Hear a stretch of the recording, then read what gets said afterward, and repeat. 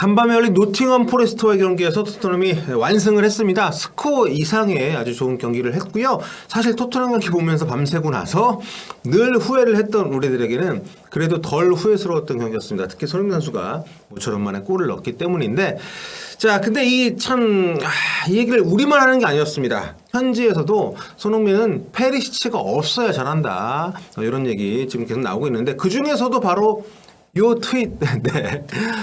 보시면은 손흥민 오늘도 이건 좀 그렇다 치고, 여기서 얘기하는 핵심 뭐냐면, 페리시치가 왼쪽 윙백으로 나오지 않았을 때만 손흥민 선수가 올 시즌에 10골을 넣었네, 이런 얘기입니다. 그러니까 손흥민하고 페리시치가 합이 안 맞는다는 거는 계속 지적이 되고 있는 부분인데, 실제로 기록적으로도 그게 입증이 되고 있다, 이런 거죠. 제가 한번 찾아봤어요.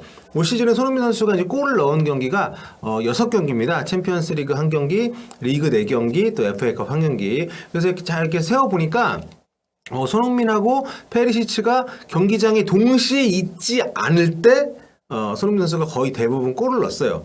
예외가 좀 있긴 한데 그건 뒤에 설명드릴게요. 보시면은 가장 먼저 손흥민 선수가 올 시즌에 첫 골 넣었던 경기, 이제 9월 17일에 있었던 프리미어리그 8라운드 레스터 시티전 6대2로 대승을 했고, 이때 손흥민 선수가 선발로 안 나왔었죠. 59분에 교체 출전해서 짧은 시간에 해트트릭 기록했던 바로 그때인데, 이때 재밌는 게 페리시치는 선발로 나왔습니다. 55분 뛰고 나갔고, 손흥민 선수가 그 뒤에 이제 교체 출전해가지고 들어와서 해트트릭을 했어요. 그라운드에 같이 없을 때입니다. 이때 손흥민 선수가 이제 벤탄쿠르, 케인, 호이베르의 도움 받아가지고 해트트릭 했었는데, 어쨌든 페리시치는 아예 없었다는 거. 그 다음 두 번째 경기가 챔피언스 리그 조별리그 4차전 프랑크푸르트전, 여기 3대2로 승리를 했는데, 이때 손흥민 선수가 선발로 나와서 86분을 뛰었고 1대1 동점골, 3대1 앞서가는 쐐기골, 결승골이 됐죠. 결과적으로 요 두 골을 넣었습니다. 그러니까 이때 페리시치는 아예 경기 안 뛰었어요. 이때도 그러니까 페리시치가 없을 때 골을 넣었다는 거고.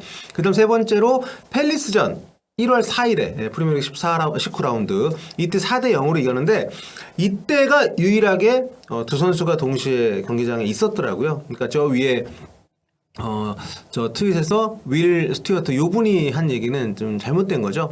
딱 한 경기는 있습니다. 둘이 같이, 이때 페리시치가 왼쪽 윙백으로 나와서 뛰었고, 손흥민 선수 이제 왼쪽 윙어로 나와서 뛰었는데, 이때 그 72분에 손흥민 선수가 둘이 같이 경기장에 있을 때 골을 넣었습니다. 그리고 네 번째 경기가 프레스턴전, 프레스턴과의 FA컵 4라운드, 이게 1월 28일인데, 이때 3대0으로 이겼고, 손흥민 선수가 두 골을 넣었죠.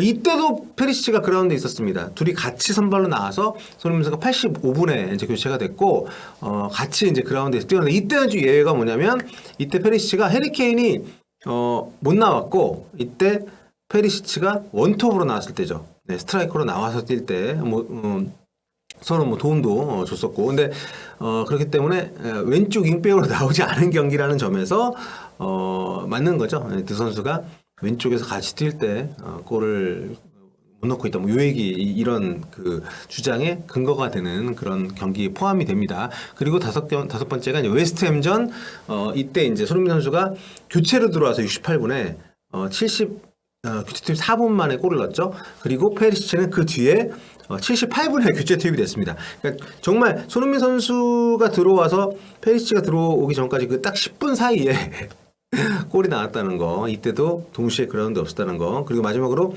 이번 경기죠, 노팅엄전, 이번 경기 페리시치 결장을 했기 때문에 아무튼 굉장히 좀 놀라워요. 재밌는 건 일단 손흥민 선수가 골 넣은 모든 경기를 토트넘이 이겼다는 거고, 그만큼 이제 토트넘 승리 직결되는 그런 피니셔라는 걸 또 보여준 기록이기도 하지만, 어쨌든 페리시치하고 그렇게 올 시즌에 많은 경기를 뛰었는데, 골의 대부분은 페리시치가 윙백으로 나오지 않았던, 그러니까 10골 중에서 이제 9골이니까 90%의 득점이 페리시치가 왼쪽 윙백으로 뛰지 않은 경기에서 나왔다는 거니까, 정말 이 정도면은 이건 우연이라고 할 수 없죠. 그러니까 우리 경기 보면서 느끼는 어떤 그런 모습들이 실제 지표로도 입증이 된다는 점에서 상당히 좀 앞으로도 콘테 감독이 좀 이런 부분들은 좀 인정을 하고, 전술에 반영을 해야 되지 않나. 자, 그러면 오늘 현지 매체 평점 살펴보겠습니다. 자, 자, 오늘 BBC, 이브닝 스탠다드, 또 구영민, 풋볼 런던 이렇게 살펴봤는데요. 최고 평점은 두 골 넣은 해리 케인입니다. 역시 9점 준 곳이 두 군데 있었고요. 전체적으로 8.4점 높은 점수를 받았죠. 손흥민 선수는 이제 BBC에서는 두 번째 높은 평점 받았고요. 그 외에 이제 나머지 세 개 매체에서는 모두 8점씩 받았습니다. 평점 7.9점. 이제 높은 점수고, 사실 AI 평점도 굉장히 높게 줬죠. 이날 선수가 한 골밖에 넣지 못했지만 한 골 밖이라는 표현은 이제 상대적으로 케인하고 AI 평점도 별 차이가 없었고 현지 매체 평점들도 굉장히 후하게 받은 그런 경기였습니다. 히샬리송도 아주 호평을 받았고 히샬리송은 이제 손흥민 선수 골을 도왔죠. 8.0 페널티킥도 얻어냈기 때문에 그것도 도움이라고 치면 거의 뭐 2도움 정도 기록을 한 건데 최근에 워낙 떠들썩하지 않았습니까? 본인이 지난 밀란전 끝나고 나서 콘테 감독을 겨냥하는 막 저격 발언을 했기 때문에 사실 그래서 지금 콘테 감독도 이기적인 선수라고 좀 평가를 하고 해서 어떻게 될지 몰랐는데 선발로 나왔습니다. 그래서 굉장히 좋은 활약을 했기 때문에 앞으로 이 손흥민, 히샬리송, 케인 조합을 또 볼 가능성이 굉장히 높지 않나 생각이 됩니다. 가장 낮은 점수는 이제 3백의 왼쪽 맡았던 랑글레 선수였고요. 이날 포로도 굉장히 호평을 받았는데 평점은 BBC 평점에서 약간 좀 깎이면서 손흥민 선수보다 낮은 평점입니다. 자, 개인적으로는 10점 만점을 주고 싶은 선수가 있죠. 누구겠습니까? 바로 이날 뛰지 않은 이반 페리시치. 자, 그러면 이브닝 스탠다드 평점부터 보겠습니다. 손흥민 선수에게 8점 줬고요. 경기 시작부터 활발한 퍼포먼스, 영리한 득점까지 공격 포인트를 더 기록하지 못한 건 운이 없었다. 나바스 골키퍼가 막혔던 장면을 언급하는 것 같죠. 히샬리송에게 8점, 간발의 차로 옵사이드가 선언되면서 올 시즌 리그 첫 골을 놓쳤다. 야, 이게 좀 취소가 되긴 했지만 그래서 아직까지 히샬리송이 시즌 리그 0골이긴 합니다만 요 골을 넣고 세레모니를 하고 뭔가 마음의 응어리를 좀 풀었던 것 같아요. 취소가 되긴 했지만 굉장히 의미가 있는 그래도 골이었습니다. 그리고 주중에 논란의 발언을 한 것, 콘테가 이기적이라고 답한 것에 완벽하게 화답했다. 그쵸? 충분히 박수 받을 만한 경기를 했습니다. 손흥민의 쐐기골에 도움을 줬다. 해리 케인도 8점, 트레이드마크인 헤더슛 그리고 PK골까지 좋은 평가 받았고요. 자, 대한 클리소스키는 5점밖에 받질 않았습니다. 교체로 들어와서 많이 뛰진 않았는데 일단 그 부주의한 플레이로 추가 시간에 페널티킥을 내준 거, 트레이드 마크인 안으로 접고 들어오면서 때리는 슛으로 골을 넣을 뻔했지만 막혔던 거, 이 정도 평가를 했네요. 페드로 포로에게 8점, 케인의 헤더골을 멋진 크로스로 도우면서 토트넘 입단 후 첫 도움을 기록했다. 크로스가 로얄하고는 구질이 다릅니다. 굉장히 이 친구 자리 잡으면 로얄이 지금 안심할 수가 없는, 하필 중요한 때 다쳐가지고 모처럼 주전 꿰차는데 또 뺏기고 있습니다. 후반전에 지친 모습이었지만 토트넘의 힘겨웠던 한 주를 돌아보면 가장 긍정적인 부분 중 하나가 오늘 포로가 보여준 활약이었다. 자, 프레이즈 포스터 골키퍼 8점. 야, 오늘 진짜 요리스 저리 가라. 요리스 정말 생각 안 나는 경기였습니다. 월월의 만회골 과정에 실수는 있긴 했지만 그때 약간 좀 혼전 상황에서 처리가 좀 아쉬웠죠. 오리에의 헤더슛을 한 손으로 막아내고 아이유의 페널티킥까지 선방했다. 요거 추가 시간이긴 했습니다만 거의 끝날 때였기 때문에 들어간다 하더라도 따라잡을 시간이 없었긴 할 텐데 아무튼 굉장히 중요한 상황에서 멋진 선방을 했습니다. 다음으로 구영민 볼게요. 손흥민 선수에게 8점 줬습니다. 공을 갖지 않고 있을 때가 많았고 동료 오리에의 마크에 가려서 좀 숨어 있었지만 히샬리송의 발견으로 골을 넣었다.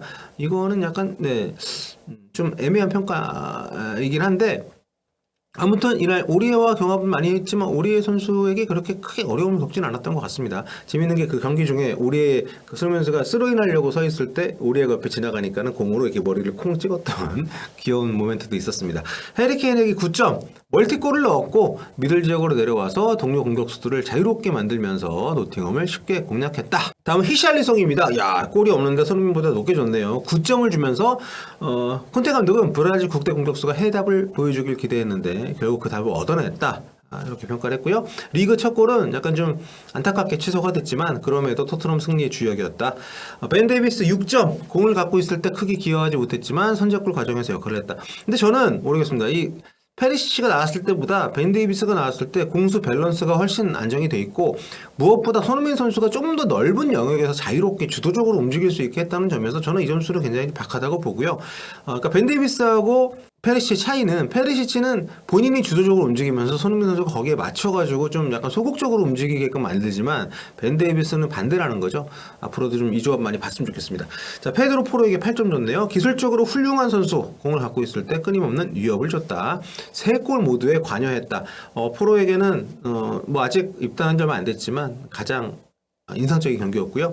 로얄이 이거를 좀 부상 때문에 오늘 명단 제외였는데 TV로 보면서 정말 후덜덜 떨지 않았을까 생각이 될 정도로 폴의 활약이 굉장히 좋았던 경기였습니다. 자, 마지막으로 풋볼 런던 볼게요. 풋볼 런던에서 손흥민 선수 역시 8점 줬고요. 시작부터 활발했고 자신감을 가진 채 공을 뿌렸다. 후반에 히샬리송의 크로스를 집중력 있는 마무리로 매듭지었다. 히샬리송 8점, 선발에 복귀해서 모든 것에 관여했다. 모든 골 장면에 역할을 했다는 거죠. 스킵의 패스를 받아 넣어서 선제골이라 여겼던 장면은 VAR로 취소가 됐다. 여전히 골이 필요하긴 하지만 좋은 활약을 펼쳤다. 히샬리송에게는 좀 분기점이 될 수 있는 경기였던 것 같습니다. 앞으로 또 이런 흐름을 이어갈 수 있다면 토트넘의 시즌 마무리에 굉장히 큰 도움이 될 거예요. 자, 페드로 포로 8점. 자신의 토트넘 첫 어시스트를 케인에게 완벽하게 크로스로 올려줬다. 토트넘에서의 자신의 입지에 대해서 훨씬 확신을 더 가진 그런 모습이 보였다고 평가를 했습니다.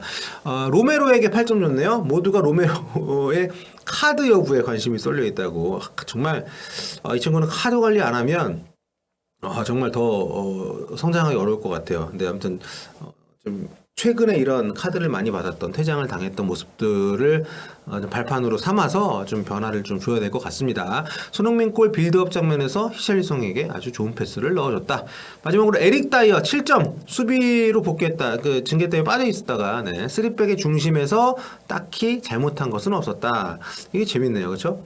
7점을 주면은 괜찮은 점수인데 여기다가 딱히 잘못한 게 없었다고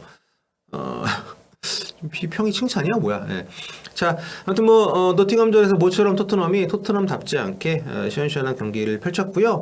또 손흥민 선수 사실 케인이 멀티골을 넣기도 했었고 히샬리송이 워낙 주목을 많이 받은 상태에서 시작된 경기이기 때문에 많이 언급이 되긴 했지만 손흥민 선수의 이날 그 골은 한 골이었지만 그 이상의 위협적인 모습들을 간간히 보여줬다는 거, 그리고 슈팅도 좀 과거에 비해서 덜 아끼면서 좀 자리를 잡아가는 모습이거든요. 앞으로 저는 시즌 끝날 때까지 손흥민 선수가 이제 경기 숫자도 많지 않기 때문에 토트넘이 꾸준히 요즘 같은 폼으로 골을 만들어낼 거라는 믿음을 이번 경기를 통해서 다시 한번 확인을 했습니다. 자, 또 페리시치하고 다시 좀 만났으면 좋겠네요. 이게 저희가 그냥 손흥민 선수를 너무 아껴서 제가 너무 좀 밑도 끝도 없이 하는 얘기가 아니라 앞서서 제가 쭉 보여드린 것처럼 기록으로도 우리가 어느 정도 설득이 되고 실제 경기를 봐도 손흥민 선수의 움직임이나 어떤 그 자신감이나 이런 것들이 다르게 느껴지지 않습니까? 앞으로 그런 모습들이 컨테 감독을 통해서 많이 좀 구현이 됐으면 좋겠습니다.